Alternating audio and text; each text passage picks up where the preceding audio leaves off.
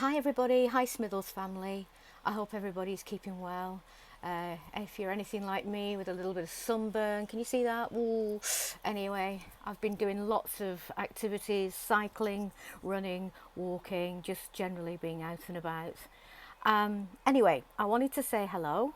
I wanted to share a couple of things with you. We are celebrating this month Share a Story Month. Obviously, if school was open and library lessons were going ahead, I would be doing exactly that in our lovely library. However, that's not to be.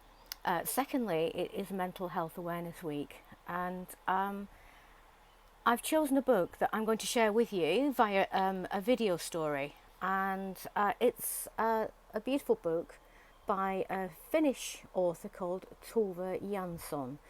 My husband will go mad at me for pronunciation, but there you go. And it's about this little character here who's called Toffle. And Toffle is lonely, hasn't got any friends, but he goes on this beautiful, beautiful picture book journey that shows friendship and acts of kindness. So that it's twofold. So I'm going to read this to you, and it's going to be in two parts, so you'll get the second part next week if you can absolutely hang on for that. I hope you're all safe and well. Enjoy yourselves while you can, stay safe, and I look forward to seeing you all very, very soon. There's Wilbur, by the way, and his little mates. So, bye-bye for now. Bye.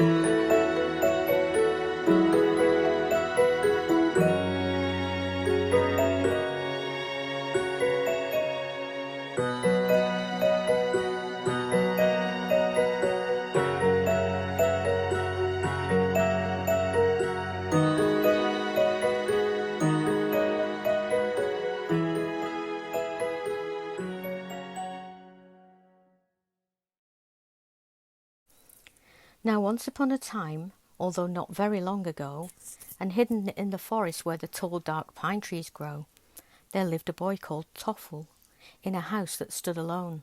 He always felt so lonely, and one night was heard to moan, "I feel so frightened of the dark, especially tonight. Perhaps I'll feel a bit more safe if all my lamps I light. And if that doesn't really help, then into bed I'll creep, and cover up my head and try to cry myself to sleep." For just outside he knew he heard Himoulin's heavy tread, and far away the Groat's fierce howl was filling all with dread. But who will comfort Toffle now, and say consolingly, "At night, you know, things aren't as bad as they appear to be"? But early in the morning, just before the break of day, when all around the house the mist lay damp and cold and grey, an anxious Toffle stuck his nose a fraction round the door, and said, "Oh dear, a night like this I've never had before. What shall I do? Can no one help and tell me what is right? I'll eat my hat if in this house I stay another night." So off he went, and in the mist was quickly lost to view. His lamps burned down, and through the door the chilly breezes blew. And later on he thought, "I was a fool to leave like that, and let the rain come pouring in all over my new mat." But who will comfort Toffle, saying, "There's no need to regret. Some little folk have moved right in, and nothing's getting wet." And Toffle walked for hours and hours. To him it seemed like days, and everywhere he looked a crowd of people met his gaze. And though he wished that fairly soon he'd see a face he knew, it didn't help. The more he walked, the lonelier he grew. 4 filly jonks, all dressed in red, flew by to join a race.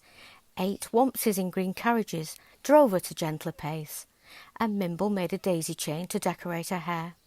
But Toffle crept behind a stone, so no one should see him there, for he was much too shy to wave and say to them hello. "I'd love to stop and have a chat with some of you, you know." But who will comfort Toffle, and to him this message send? If all you do is hide yourself, you'll never make a friend. And when the sun began to set behind the tall dark rocks, then Toffle's shoes began to pinch and holes came in his socks. His suitcase felt so heavy and his legs began to ache. He felt so awfully tired he could hardly keep awake. And so he put his suitcase down and sat on it and said, "It's something to be thankful for now I'm without a bed." Then suddenly he heard the sound of music far away, where Snufkin played his silver flute down in a sleepy bay. He's never had a suitcase, nor tight and squeaky shoes. He wanders where the flowers grow and never gets the blues. But who will comfort Toffle now and tell him that a song is better than a suitcase when the road seems far too long? So Toffle dragged his weary legs on further to the west, until he saw Moomins sit with many a happy guest. Oh, what a sight! It made him feel much lonelier than before, to see Moomins sitting lighting fireworks on the floor, with flowers in their tails, and to the music of the band, a crowd of laughing Moomins danced so gaily hand in hand, and 13 chubby wompses who were holding red balloons sat riding on a roundabout and chewing macaroons. Moomins had a large ice cake from which he'd had a bite, but no one noticed Toffle standing outside in the night. So who will comfort Toffle now and quietly insist, "Step in and say good evening so they see that you exist"? So on he went until he saw a lonely sandy beach, where shells and stones lay everywhere and all within his reach. And one shell was so big and white, he looked at it with joy and thought, "Well, now I must admit I am a lucky boy. I'm very glad I came so far. I think I'll use my hat to gather up these lovely stones, all kinds, both round and flat." And suddenly he heard again Moomins' heavy tread, but Grug was quiet. She'd disappeared. Perhaps she'd gone to bed. And Toffle sat down on the sand and to himself confessed, "I know it's all so wonderful, but still I feel depressed." But who will comfort Toffle thus? It's useless feeling blue. What is the good of shells and stones unless you show them too? As Toffle gazed far out to sea, quite suddenly he saw a bottle bobbing up and down and floating to the shore. He paddled out and rescued it, and much to his surprise, a letter lay inside it. He could scarce believe his eyes, and sitting down upon the sand, he opened it with care, and with the moon to help him, tried to read the message there. It wasn't very long, and many words were washed away, and what was left was very sad, and seemed to want to say, "The Grok's fierce howl fills me with fear. I haven't any friend. Because I feel forlorn and sad, this letter now I send. If you are someone strong and kind, please try to comfort me. I'm just a tiny miffle who's as frightened as can be." Then, in the pocket of his coat, he hid it with great care. The finding of a letter was for Toffle something rare.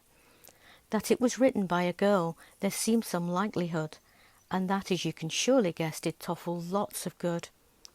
So smiling to himself, he said, "I now feel happy, strong and bold. I think I'll take a moonlight bathe, although the water's cold." Then leaving shells and stones and hat and shoes upon the shore, he climbed into his suitcase, which he'd never done before, and rowed towards the west in it across the moonlit sea, and thought, "Oh, what a lovely night. I'm lucky to be me. For Miffle must be comforted. I know I'll find her too. Oh, everything seems different now, so wonderful and new."